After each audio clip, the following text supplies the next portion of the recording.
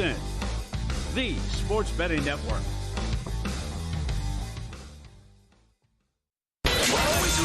Follow the money. That's what I always say. You always follow the money. Yeah. This is Follow the Money with Mitch Moss and Paulie Howard on VSiN. It is Follow the Money, starring Mike Paul. I'm also here, Matt Humans today. Mike and Matt, instead of Mitch and Paul, who are on vacation. The A-team gets the day off after the NBA season ends, Mike. Yeah, they did yeoman's work all year, following that every night. So one day for Mitch and a whole week for Paul. The whole week for Paul? Yeah, Paul's off all week. Okay, he's probably on a beach somewhere because you know he loves to be out in the sun. Yeah, if El Cortez has a beach. Let's talk NBA since the season wrapped up last night. And Mike, we were talking about this off the air. Big swing last night in this game. Thunder Pacers, and Thunder obviously get to win 103-91 in the first NBA Finals Game 7 since 2016. What were the financial implications here at Circa Sports? So it was always, for the series, we always needed Oklahoma City because we had a couple, tickets at 120 to 1, 100 to 1 that were bet on the Pacers during the course of the year.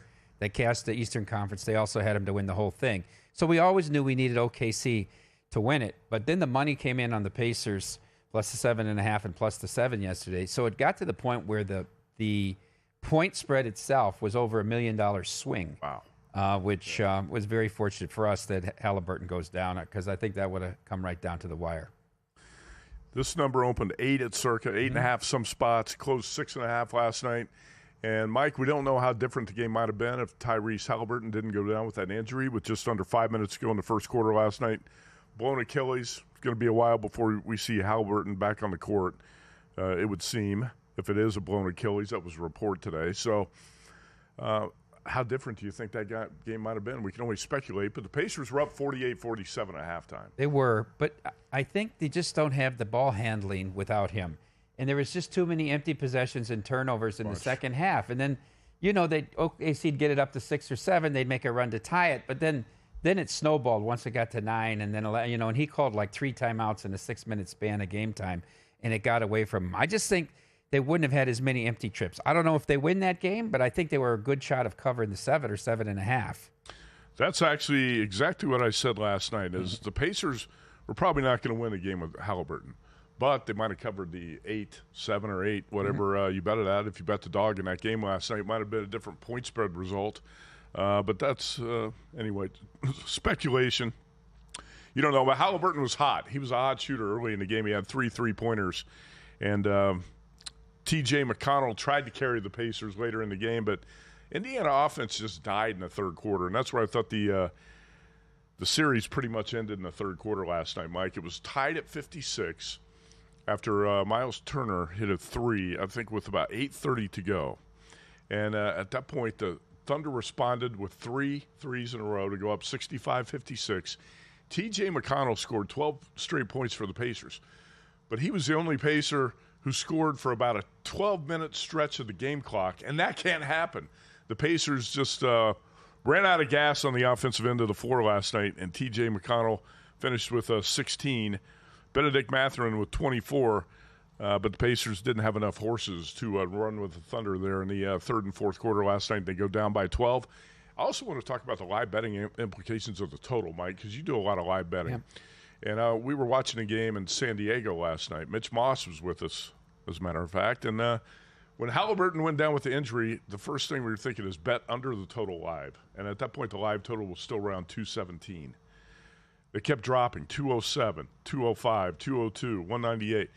If you were betting under the total, pretty much every chance you got last night, seeing that the Pacers didn't have as many offensive options, that the game was slowing down, because Halliburton, out there, he's a lot of times trying to push the pace for the Pacers. The game was definitely slowing down. You could see it turning into a bit of a grind.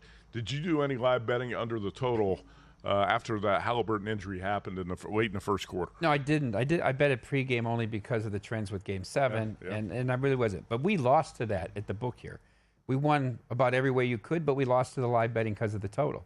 Because guys were consistently, and we're offering it on the commercial breaks, not live the whole time as some are, consistently betting the under last night. So we lost a little chunk of it back to the total. What was the here's a tweet from Evan Abrams of the Action Network.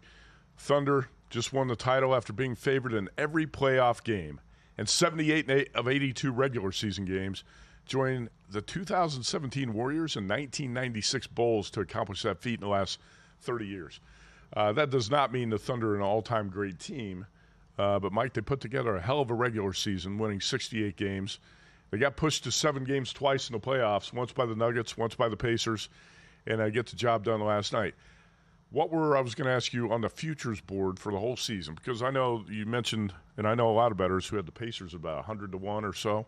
Did it turn out to be a positive result for you with the Thunder winning it? Because the Thunder are lower odds pretty much the entire season. Yeah, it did. The only hit we took on the Thunder was a guy in Colorado that bet $20,000 on him before the season started.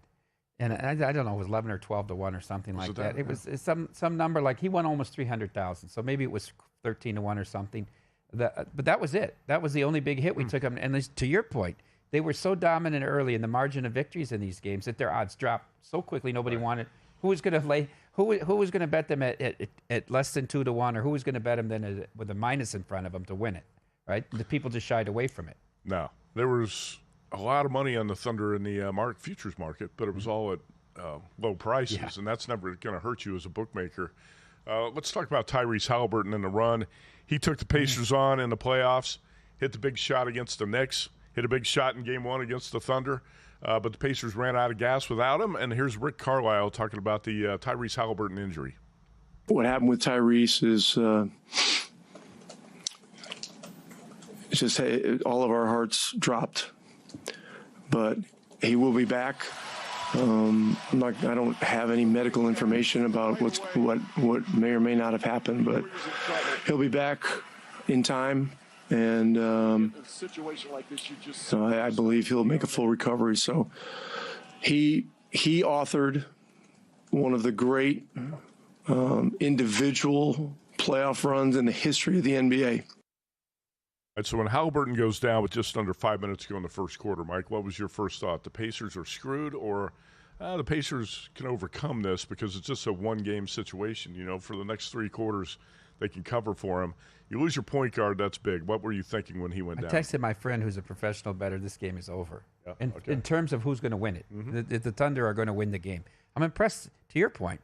They hung in there and played very well in the second quarter. But the turnovers just start to add up. 21 turnovers again last night for the Pacers. But they come with the trap, and you know they're going to turn the ball over. It's like a high school game there. They couldn't right before the half too. They got like a 3-for-1 because they were able to turn them over at half court. Yeah. I thought the Pacers might be up 4 or 6 at half and give them a little bit of room there. I think that happened in a game earlier in the playoff series in an earlier round with the OKC. You know the impressive thing you put up.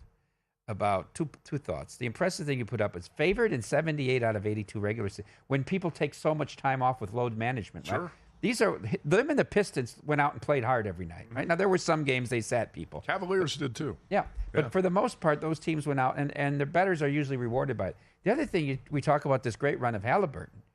If the Pacers had won, though, it's likely Siakam is the MVP of the series, as he was in the Eastern Conference. So you can talk about Halliburton, put him on the back, but Siakam, through the course of all play on both ends of the court, was more valuable.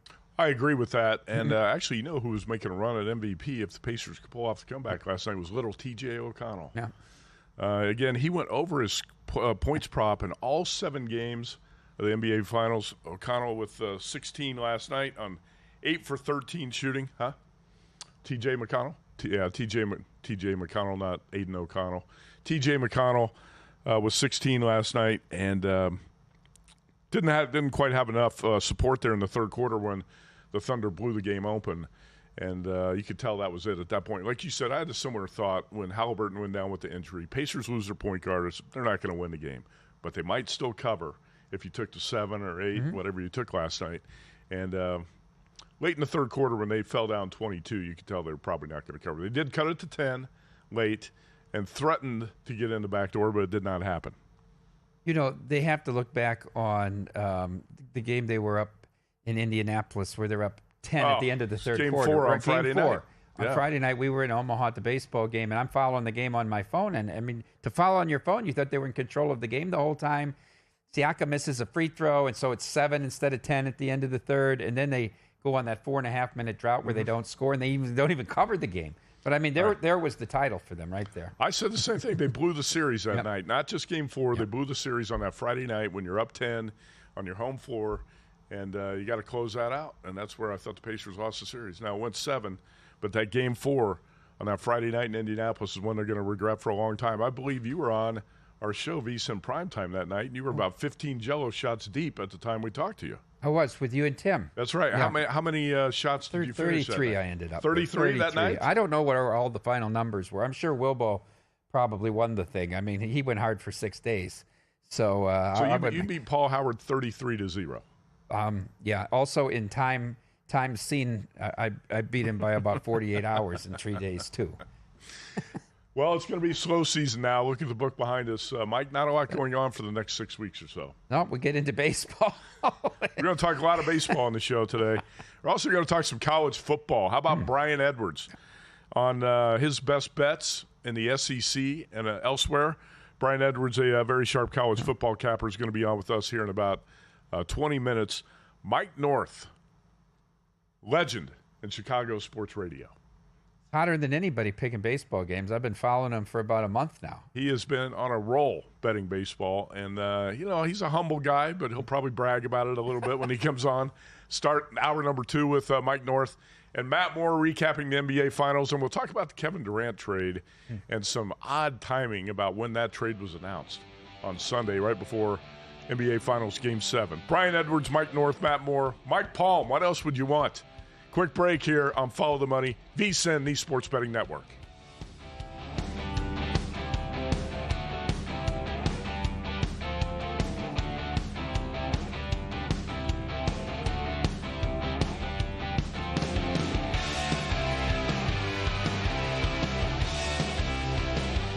As sports fans, we may cheer for different teams, but there's one thing that we can all agree on. We want the game to be big. And with 3 levels, 30 cabanas, a 143-foot screen, 6 clean pools, and endless cold drinks, it doesn't get any bigger or any better than Stadium Swim in Las Vegas. All sports, all seasons. It's more than a pool deck. Stadium Swim. It's the only thing like it in the world. So, Paulie, have you had a chance to read the VSiN Daily yet? Yeah. Came in at 3 a.m. What's Bill doing up that late? Well, rumor has it starts off with a 12-hour meditation session.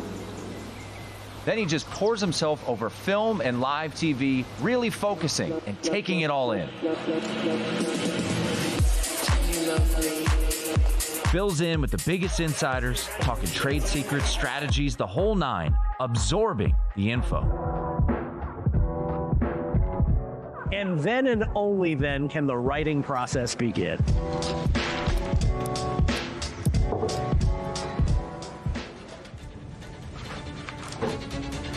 In Las Vegas, Bill's late night becomes your early morning. Wake up to the very latest betting insights in your inbox with the VSiN Daily. Sign up for free at vsin.com/newsletter. Responsible sports betting starts with a game plan. That means stick to a budget. Keep it social by playing with friends. Learn the game and know the odds. Play with trusted legal operators. And if you need help, reach out. If you're getting in on the action, visit haveagameplan.org to learn more.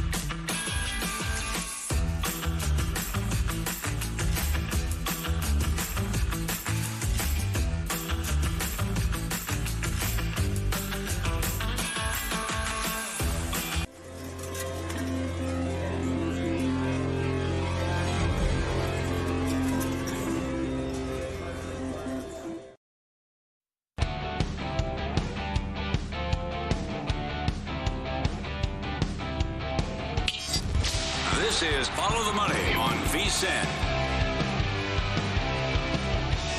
Mike Palm, Matt Humans here. Follow the Money on a Monday. NBA season is history. And, Mike, we talked about it right before the break. You look behind us in the book. Plenty of good seats available.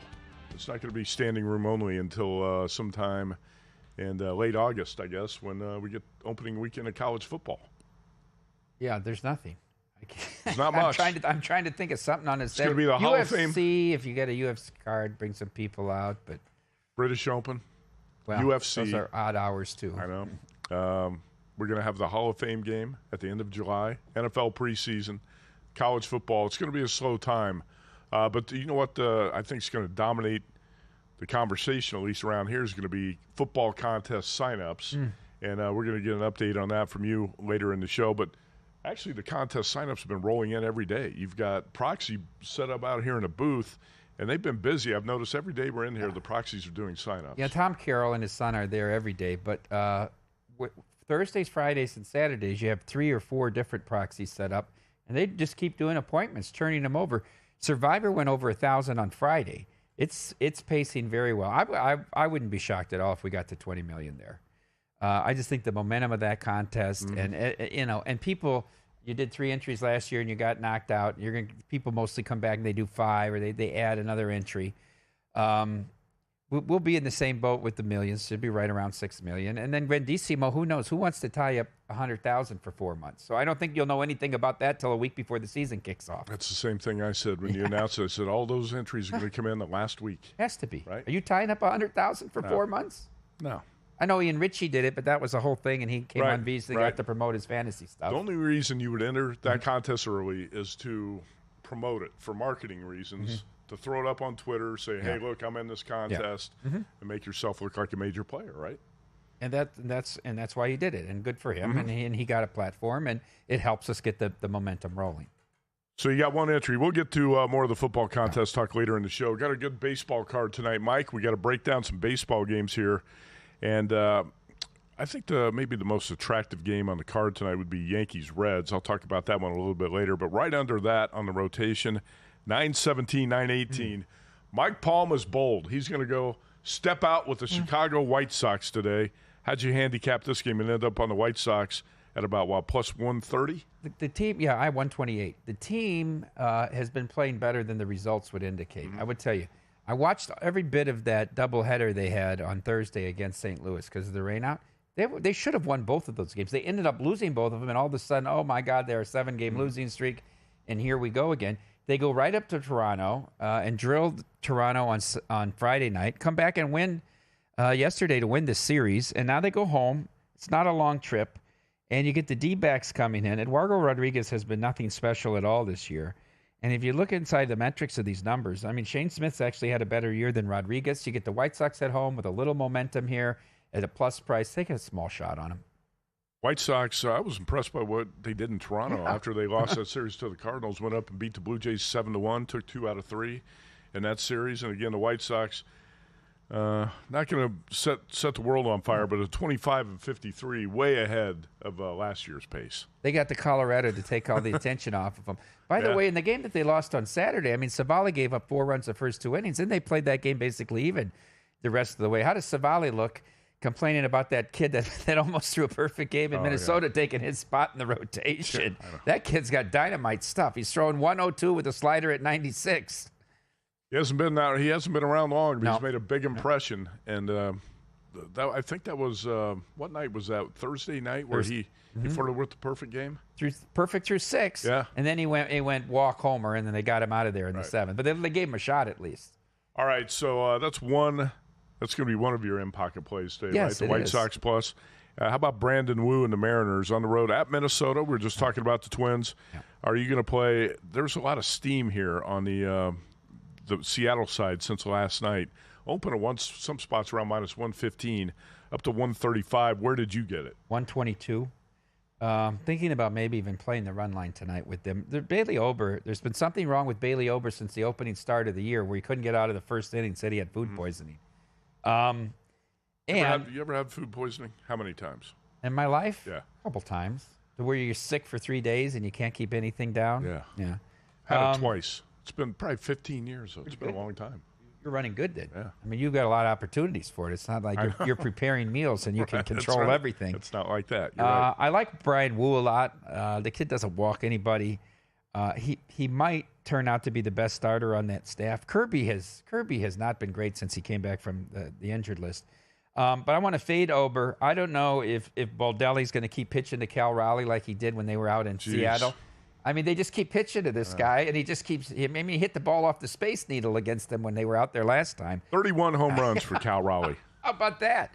And so, yeah, I like the Mariners for a lot of reasons. I said on Friday night, it was Friday night the kid pitched in. Okay. Because I text Mitch Moss. I was in here doing a show when it was happening. I text Mitch Moss, and I said, you might want to get this kid for National League Rookie of the Year.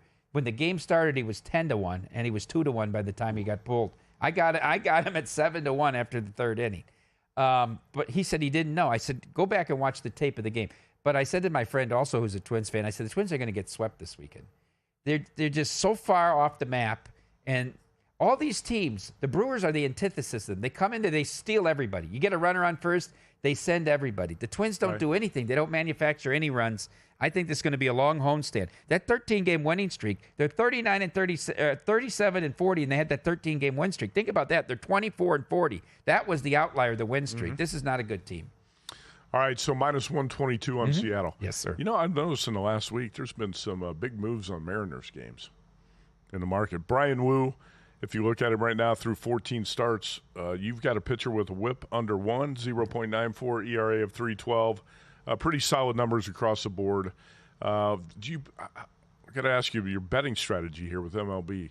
Do you split your unit first 5 in game? Do sometimes you just play first 5? How are you playing these? You playing full games? I'm playing full games. I only play first 5 if I really hate the bullpen of a team. But if the bullpen's really bad, you're playing a good premium. I mean, these numbers are priced very well when people are trying to get away from it. If I play total, though, Matt, since they still have these dumb automatic runners at second base, they're not ghost runners. They're automatic runners.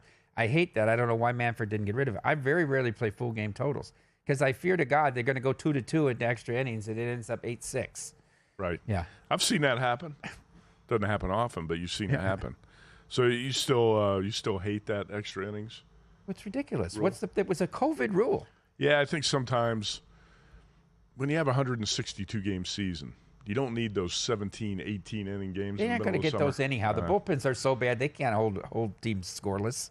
All right, so let's talk about Yankees-Reds. There you go. Yankees 3-7 in the last 10. They did win the last 2 over the weekend, and they go to Cincinnati to open this series, Mike. And the starter for the Yankees, I had to do some research on Alan Winans. How about this AAA numbers? Huh? This kid's got incredible AAA numbers. He does, but it's interesting. This is not AAA anymore. No. When you're pitching in Cincinnati and it's hot and you got a good Reds lineup you're going to be facing. Alan Winans is going to make his first start for the Yankees. He's going to replace Ryan Yarborough, the tall lefty who went to the injured list. So it's interesting. Aaron Boone was hyping up what Winans has been doing at AAA Scranton Wilkes-Barre. Okay, and the numbers are impressive. It makes you think, hey, maybe we got a sleeper here. At AAA, Winans has an ERA of 0.90 in 11 games, 9 starts, 59 strikeouts, and 50 innings with a 1.04 whip. Now, when you look at his stuff, and this is interesting, I'm intrigued by this game because I think the Reds should be able to hit this kid. He's got a changeup, a sinker, a slider, but a four-seam fastball that really tops out at about 90 miles an hour, Mike. So he's not going to overpower any hitters here. And in AAA, he's been, I'd say, clever. He's put together a good season, but when you look at Winans over his career, 8 starts with the Braves in 20 and 23, 23 and 24, he had an ERA of 7.20. He did have one great start against the Mets at Citi Field, August 2023, 7 shutout innings. The Mets were the team that originally drafted Winans, and he went back to Citi Field and shut him down in that game. But he has not made a big league appearance since July of 2024. He was knocked out in the 3rd inning of a start against the Reds. So, how are you going to play it? You going to go home first 5 over? You're going to take the Reds as a home dog? No, I'm thinking about playing the Reds as a home dog and possibly first 5 over the total. That's one play I'm considering on tonight's card because I would think the Reds should be able to hit Winans. All right, how about the VSiN NFL betting guide? I'm working on it right now pretty much every night. We're trying to crank this thing out within the next week or two. If you want to bet smarter this football season, VSiN Pro can help you start strong. The NFL betting guide drops next week. Early access means a better shot at spotting the value in the futures markets before the lines move. It's a perfect time to join with our football special. Just $175 for full VSiN Pro access from today through the Super Bowl. That's a hell of a deal.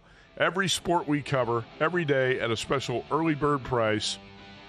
Go to vsin.com/subscribe now. Lock in the football special for just $175. vsin.com/subscribe.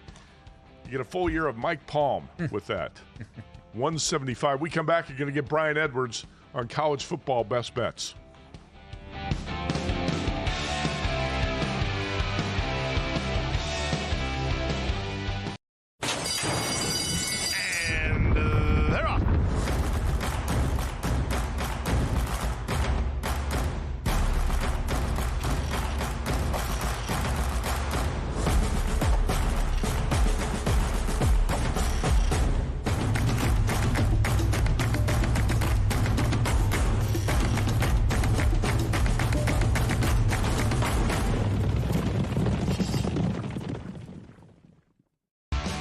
You can get an entire year of VSiN Pro for just $199. Plus, we'll throw in a free pre-order of VSiN's own Josh Applebaum's new book, The NFL Sharp Betting Playbook. That's 12 months of expert picks, exclusive betting splits, and access to the upcoming NFL betting guide. Applebaum's new book is the ultimate resource for bettors looking to understand line movement, spot sharp action, and make smarter, data-driven decisions all season long. Sign up now at vsin.com/subscribe and use promo code BOOK to get in on this offer and join us on the Sports Betting Network.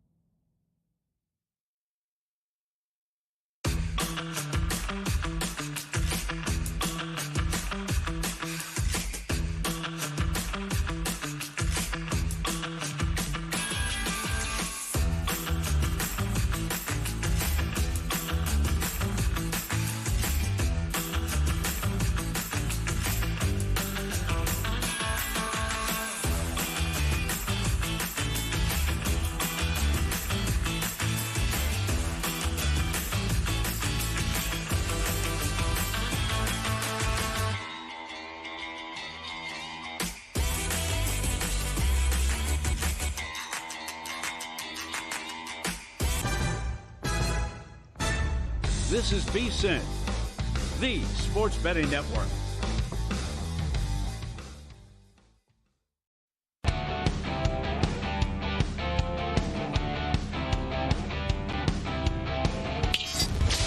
This is Follow the Money on VSiN. All right, welcome back. Mike Paul, Matt Humans here on Follow the Money. And let's go out to Progressive Guest Line right now and dial up Brian Edwards, Vegas Insider Handicapper, MajorWager.com, and we're going to talk some college football. Mike, I don't know how much college football work you do at this point in the summer. Much at all? Not too much, I have to admit. That's fine. You have to. We got the VSiN college football betting guide coming out probably in late July, so we haven't even put that together. The NFL magazine is first. There's a lot more research to do on college football now more than ever with all the transfers. Brian Edwards is always on top of it. Edwards, let's start in the SEC with your Florida Gators. And I know you've got a game of the year that you love on the Gators. You got a bunch of bets you love on the Gators, so let's go ahead and start with the team in your backyard. Yeah, I like the Gators. 8-5 last year, kind of turned the corner, got Napier momentarily off the hot seat with that 4-game winning streak. To end the season, DJ Lagway's stats weren't spectacular, but his NFL arm talent is, and they bring back a lot of guys. And I like them over 7.5, which you can probably get in the plus 110 to plus 120 range. Phil Steele's national unit rankings have them top 25 at every position group, number 5 in the O-line, number 10 at quarterback, which I don't think is high enough. They've got good special teams. And, you look at the schedule, and it's not easy by any means, but it's not as hard as last year. And a lot of the teams are breaking in new quarterbacks. Outside of LSU, pretty much everybody is breaking in a new quarterback. I like them to make the CFP at plus 420 odds, and I love them -3 against Tennessee games of the year, as Florida is 17-3 straight up, 15-5 ATS in the last 20 against Tennessee. They get that one at home, and I think that number's way too short. Brian Edwards, follow him at Vegas B. Edwards. And Edwards, we've been very critical of Sunbelt Billy Napier. And the Gators kind of turned this thing around a little bit last year. Do you think it's your optimism here on Florida? Is it mostly about the recruiting classes? Is a lot of it about DJ Lagway, the quarterback? Where does it come from? Because it feels like the attitude towards this Florida team has changed quite a bit with what happened late last season. Yeah, I think it's Lagway. Getting Eugene Wilson back from a season-ending injury last year. He led them in receiving yards in 2023 as a true freshman. Adding 2 5-star freshmen at the wide receiver position, including Dallas Wilson, who had 3 touchdown catches in the spring game. And just accumulation of talent. I still don't like Napier as an in-game coach, but kids play hard for him, and he's recruited pretty well. Yeah, he's a knucklehead as an in-game coach, but Florida in a much better position as a program than it was about a year ago at this time. How about that October 4th game in the Swamp, Edwards? Arch Manning and the Texas Longhorns against the Gators and DJ Lagway. That's going to be, I think, a big game in the Heisman Trophy race. Yeah, I agree, and I'm I like Lagway if you can get him, 18, 20 to 1, shop around to win the Heisman. And at last look, Florida was catching 7.5 at DraftKings in games of the year, and I do like them in that game against Texas. Yeah, going to be a good one. That'll be Arch Manning's let's see, how many roads? That'll be, they have it at Ohio State, so it'll be his second career road start. But tough environment for a young quarterback. Brian, I want to ask about Illinois, because it looks like you're taking a double bite at them, both over 7.5 and over 8.5 at a plus number. I know they get Altmaier back. They finished strong, played well against South Carolina in that bowl game. Bielema really got in their heads. No Penn State, no Oregon, no Michigan. But let me ask you this. I circle 4 games on their schedule. At Indiana, at Washington, at Wisconsin, and versus Ohio State in Champaign. Will they be favored in any of those games? I think they'll be favored at Washington. They've got 2 weeks to prepare for that one, and Washington does not. Washington is actually at Michigan on the other side of the country the week before. So even though they have to go out west for that one, it's somewhat of a favorable spot having 2 weeks to prepare. I really like Altmaier a lot, 22-6 TDI-NT ratio.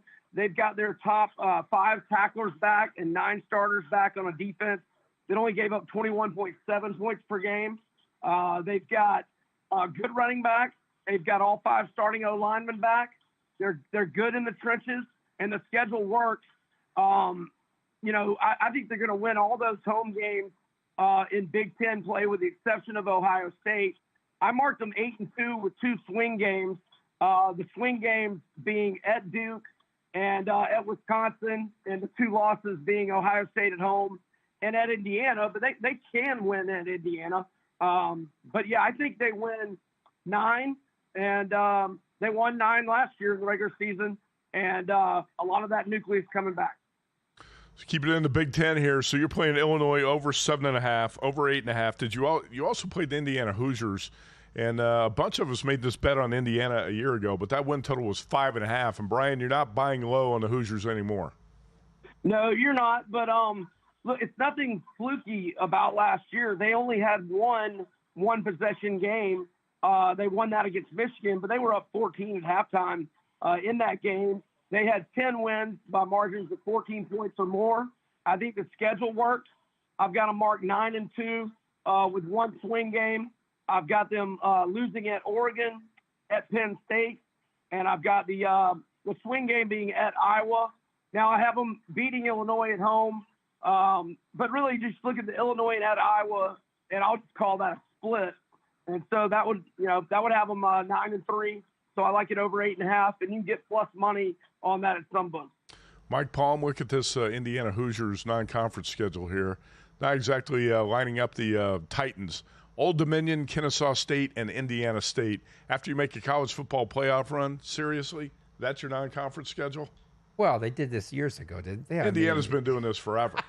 Right, trying to win 6 games to get bowl eligible. But you don't have to do that now. You got a better team. You got a better coach, better program. Old Dominion, Kennesaw State, and Indiana State. Come on. Well, step it up a little bit. Next year. They'll step it up next year. Okay. It can't get much worse than that. Brian Edwards, what are your thoughts on Alabama? Because I know some people that love the Tide think they might be a little bit overrated, or excuse me, a little bit underrated, undervalued in the market. I sense that you think Alabama might be a little bit overrated. What's your take here? Yeah, I think, the jury's out on Ty Simpson. We don't know. We haven't seen him play enough. Look, they've got good talent, but that thing was kind of unraveling late last year. I mean, you get killed by 3 touchdowns at Oklahoma in a game you had to have to make the CFP. They were favored by 14 in that game. And then Michigan, pretty much their JV squad, all of Michigan's best players had opted out of the bowl game. And at one point late in the second quarter, Alabama had more turnovers than total yards. So, maybe Ryan Grubb, the OC, who initially went to Tuscaloosa with DeBoer, but then took the Seahawks OC job. Now he's back. They're hoping he'll be the magic ingredient that was missing last year. But, I've got questions at the quarterback position and just where they are with team chemistry after such a dynastic run under Saban. Tennessee, Florida -3 versus Tennessee is your favorite game of the year at this point. Edwards, we got a little less than 2 minutes ago. You want to run down some of your other best bets for the college football season? You've got a big list here. Auburn +7 against Georgia. Auburn's got 2 weeks to prepare for that one. Nearly upset them at home 2 years ago. And Auburn's talent is going to be a lot better this year. We'll see on Jackson Arnold. He doesn't need to live up to the 5-star billing he had coming out of high school. They've got a great receiving core and a really good O-line. If he's just, a better than average SEC quarterback, Auburn should win about 8 games this year. And always tough at Jordan Hare. I like them +7 there. I like LSU +6.5 at Alabama. I like Georgia Tech +12.5 to Georgia. That one's not at Bobby Dodd. They're playing it at Mercedes-Benz where the Falcons play. Under Brent Key, Georgia Tech 15-6 against the spread with 11 outright wins as an underdog. I'm also on Kentucky under 4.5 I like Vandy over 5.5 plus 140. If you look at their schedule, there's a lot of winnable games on there. And I like Toledo plus 11.5 at Kentucky in week 1. Vegas B. Edwards, that's where you can follow him. He's got a long list of best bets there in college football, and sharp as it gets, especially in the SEC. Brian, I know you had a really good run handicapping the NBA. Hopefully you finished the season on the winning side last night in Game 7 of the NBA Finals. TJ McConnell over on point was very, very good to me. And, last night was good. All right, Brian, appreciate catching up with you on college football. Thanks. Thanks, fellas. Thank you. TJ McConnell over his points prop in all 7 games of the NBA Finals. Mike Palm and I come back to talk some hockey.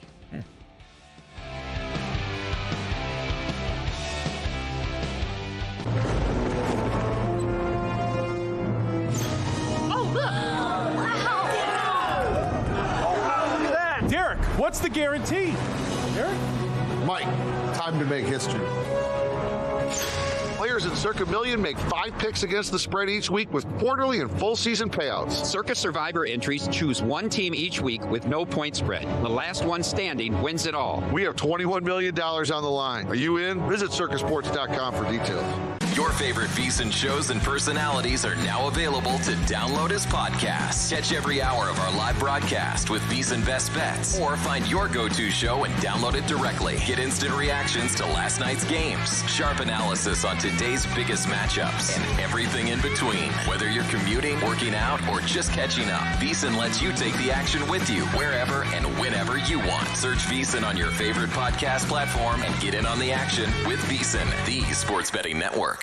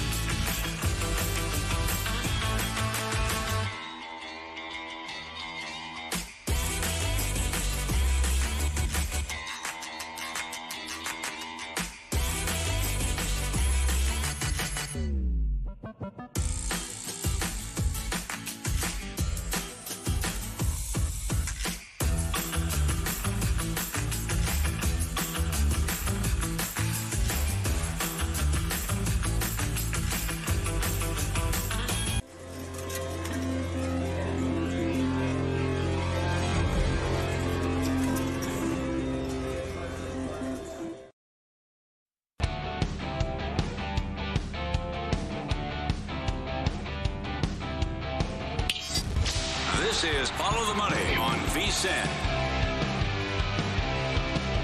All right, we're back. NBA season's history, Stanley Cup final in the rearview mirror as well, and a little bit slow around the sportsbook today. But Mike Palm, affectionately call you a puckhead because you love hockey handicapping, hockey betting.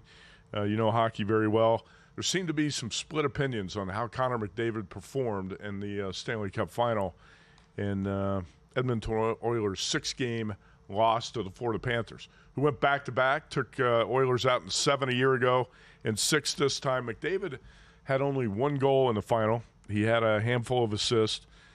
Mike, what was your take on how you felt he performed overall in the 6 games? Look, you can isolate this, but in the games, he only had 1 bad game at home, Game 5. That was a bad game for the whole team. Yeah, and it's the biggest game of the season. It is. But think about the games in Florida. Outside of that comeback that they had in Game 4 in Florida, they've only scored 1 goal or less in 5 of 6 games in Florida, Edmonton. Right. Paul Maurice has done a great job with the last change of being able to match up that Barkov line against the McDavid line, right? And has really, for the most part, taken him out of it. Yeah. I don't know how you can complain about him. This team was dominant against the Knights. Dominated the Knights there. Yeah. They were more dominant against the Stars than the Panthers were against the Hurricanes in the conference finals. And they run into this team. They take them to 7 games last year and 6 games this year. And I hear all blow it up, we got it. Come on. You've been up against a really good team that's made 3 straight cup finals that can play any style they want to. You really, you need a little bit of an elevation at goalie, probably, and maybe some more scoring depth on a second line. But I wouldn't blow it up at all if I was Edmonton. Not when you're that close. You can't blow it up. And so I wanted to get your thoughts on this as well, because we talked about what moves could the Oilers make in the offseason to get them over the top next year if they run into the Florida Panthers again. Probably not going to be a third year in a row we see that final matchup. But where were the edges? Florida had the much better defense, right? Suffocating defense. I think Florida's got a significant coaching edge over Edmonton. Absolutely. And the goalie edge is significant too. So if you're running the franchise, you're running the show in Edmonton, what do you change? Do you change the coach? Do you upgrade the goalie? Is that where you start? It's very hard to change the coach when he takes you to 2 cup finals. We would here. I mean, we might do it in Vegas. Sure. Because Bill Foley is that guy, right? He's going to make changes, and it doesn't matter necessarily what's happened in the past. Did McDavid make some comments that you found interesting about the coach? About the coach, when he said we kept doing the same thing over and over again and banging our head against the wall. I think that was an indictment of the coach. Well, sure it was. Huh? Sure it was. And I also thought the whole series, and you saw Florida was very good in the face-off circle. They were encroaching their wingers, and the refs weren't calling it. And I don't know why Edmonton wasn't complaining about it. Every big face-off, they were moving at the time that the puck was dropped. Right. And they should have been given warnings, and they weren't. I didn't think it was a particularly well-coached series at all by Edmonton. And I guess if there's something, the easiest change to make is the coach, right? It's harder to go out and get a top goalie because you've got salary cap issues, and then you're going to have to give away some of your young talent.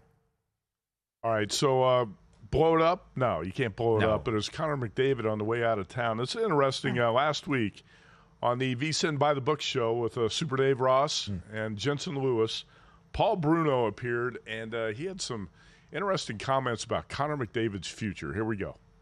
I have it on very good authority, Dave. This is a great question. We didn't rehearse this. I have it on great authority that he's coming to Toronto. And the reason is because he is from this area. He was born just a few minutes from where I live, in Richmond Hill, just north of the city. And if you can dig it up on the internet, you can find a meme of the day that he was actually the subject of the lottery win for Edmonton.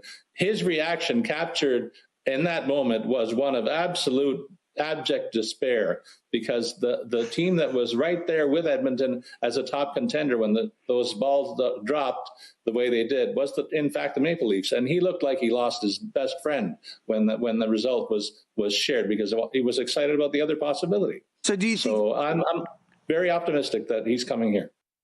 Paul Bruno out of Canada with sources. Connor McDavid's on the way to Toronto. When do you think this would happen? Do you believe what he's saying? Well, I don't disbelieve that he has sources. I mean, he wouldn't say that if he didn't have sources. I keep hearing Mitch Marner's coming to the Knights from multiple people.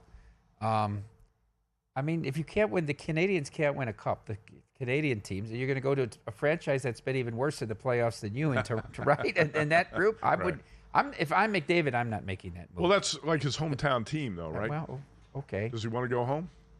The reason I thought that the Oilers were going to win the cup this year is because in hockey, every superstar gets their cup at some point.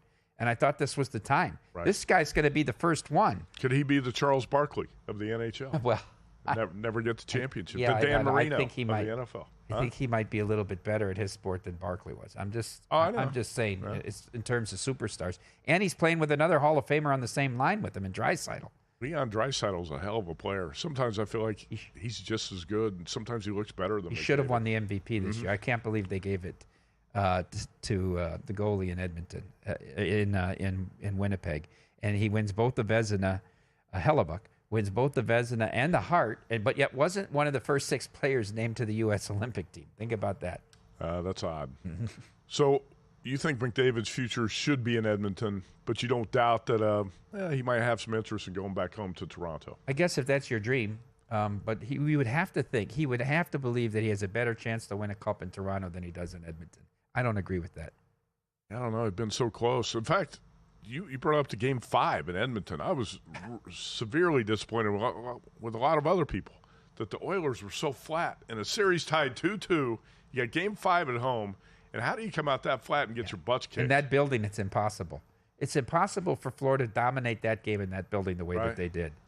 Which makes, in the end of the day, when we go back and look at it, how did Edmonton come back from 3-0 down in Game 4 in the first? That should have been 6-0 at the end of the first period, right? Yeah. And they came back and won that game. That's the stunning. most unbelievable thing about the whole series.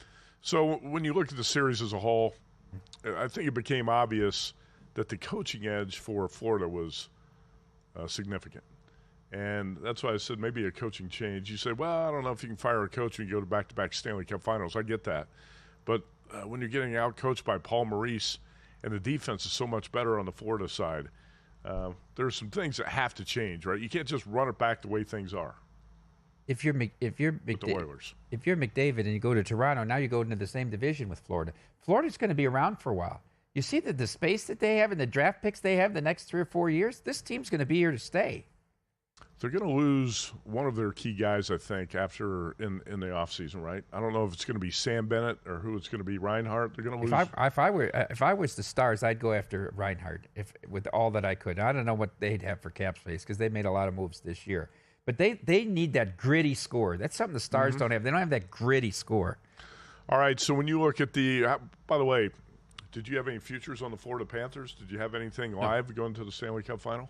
So I had a small Edmonton ticket at 11-1. So I could have middled myself. I bet Florida minus the game and a half at plus 170. So I would have rather had Edmonton win it though at the 11-1 ticket, obviously. Florida wins 4-2. Yeah. How about the Stanley Cup futures market for next season? Who do you think should be the favorite? Well, I think Florida should be the favorite. They are. Here we have it, Florida and Colorado as co-favorites. Jeff Davis opened it. And then just a tick under them, Edmonton and Carolina, who Jeff Davis loved all year here. They were never not the shortest shot. The Hurricanes were the shortest shot the whole year here.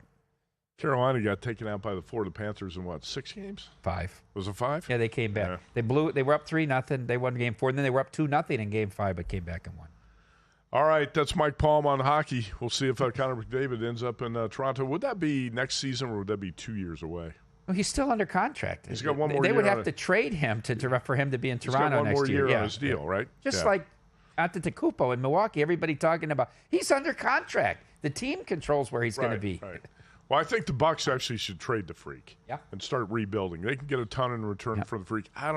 Edmonton, it's hard to say you should trade Connor McDavid. I'm not going to go that far. Would you? I would not. No. All right, before the line moves, the Sharp Plays at sharpplays.com is already there. Don't chase the market. They move it. You're not going to outmuscle billion-dollar sports books or full-time pro bettors on your own, but with the Sharp Plays, you don't have to. Powered by cutting-edge AI and trusted insider sources, the Sharp Plays delivers the edge that serious bettors rely on. You get free betting reports, real-time alerts, market-moving insights, all delivered right to you via email or X. This is not some overnight startup. The Sharp Plays has a documented track record going back to 2011 with receipts, public logs, results right there on the site. SharpPlays.com. Trusted by the pros, watched by the books. Check them out now at sharpplays.com. All right, we've got Mike North coming up here in about 5 minutes. What a character this guy is. I'm excited to ask him how excited he is for Ben Johnson, because he'll give you a real take on it. Oh, he will. I think everybody in Chicago is excited about Ben Johnson. Are there any skeptics? I'm a skeptic. I'm a skeptic, I'm too. a skeptic, but if you go on air and I do like 4 Chicago hits a week, they want to kill you if you suggest he's not the greatest head coach of all time. All optimism in Chicago, right? All right, Mike North, Chicago sports radio legend, joins the show right after a quick break here. Mike Paul, Matt Yumas, VSiN. Follow the money.